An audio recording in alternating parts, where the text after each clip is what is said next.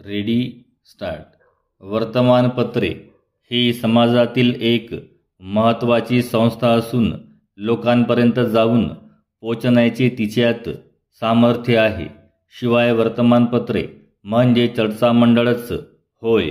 समाजात विचारांची देवाणघेवाण करण्याचे आणि त्यात सुधारणा करण्याचे स्वतंत्र वर्तमानपत्र हे एक प्रभावी साधन आहे.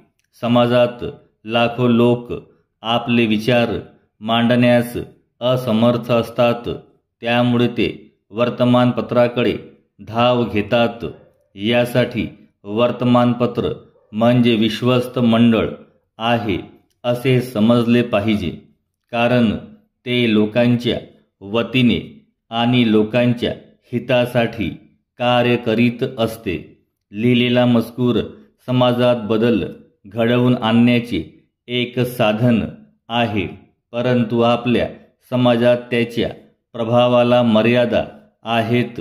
असे असले तरी राजकीय कार्यकर्ते, कायदे करणारे आणि प्रशासक यांना माहिती पुरविण्याचे वर्तमानपत्र हे एक महत्त्वाचे साधन असून धोरण आखताना त्यावर वर्तमानपत्रातील विचारांचा बराच प्रभाव पडतो. प्रसिद्ध पत्रकारांनी सुचविलेल्या आचारसंहितेशी विसंगत अशा रीतीने वर्तमान पत्रकारांना काम करण्यास काही हितसंबंधी लोक भाग पाडतात. हे लोक धूर्त असतात आणि त्यांना हाताळणे कठीण असते. वर्तमानपत्र हा भारतीय समाजाचा भाग आहे.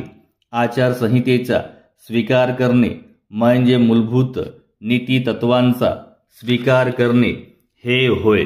वर्तमानपत्रे ही समाजाच्या अग्रभागी असली पाहिजेत आणि त्यांनी समाजापुढे अनुकरण करण्यासाठी आदर्श ठेवला पाहिजे. समाजातील उणिवांच्या बाबतीत वर्तमानपत्रे नेहमी तात्विक भूमिका घेतात. वर्तमानपत्रे अग्रलेख आणि लेख प्रसिद्ध करून समाजाचे प्रबोधन करण्याचे कार्य करतात.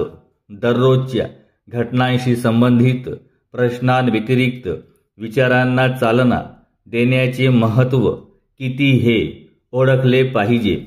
भाष्यकार म्हणून आणि मूलभूत प्रश्नावर विचारांची देवाणघेवाण करण्याचे व्यासपीठ म्हणून वर्तमानपत्राला महत्त्वाची भूमिका पार पाडावयाची असते. मार्च-एप्रिल महिन्यांचा कालावधी म्हणजे विद्यालयीन महाविद्यालयीन परीक्षांचा कालावधी असल्याने तदनुषंगाने प्रसिद्ध होणारे विविध लेख म्हणजे विद्यार्थ्यांना परीक्षाविषयी भय नव्हे तर अभय देणारे ठरतात.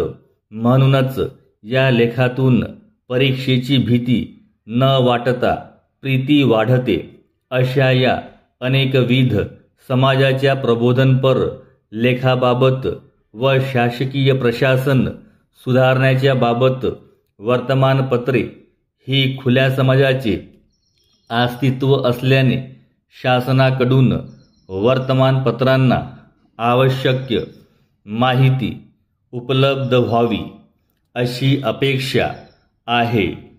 धन्यवाद.